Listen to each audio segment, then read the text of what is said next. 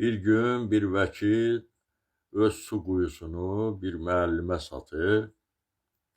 2 gün üstündən keçəndən sonra vəkil gəlir müəllimin yanına ki, müəllim, mən su quyusunu sizə satmışam, amma sizə quyunun suyunu satmamışam.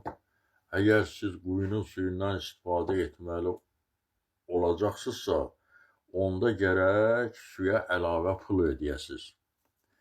Müəllim gülərək buna cavab verir ki, elə mən də sənin yanına gəlmək istəyirdim. Deyir, niyə? Deyir, gəlib sənə deyəcəkdim ki, gəl öz quyunun suyun götür buradan apar yine. Əgər apara bilməsən, gərək quyunun suyu üçün əlavə kirayə haqqı ödəyəsən. Vəkil tez gülüb deyir ki, müəllim, zarafat edirdim, elə belə dedim. Deyir ki, yadında saxla ki, səni yetişdirən biz müəllimlərik.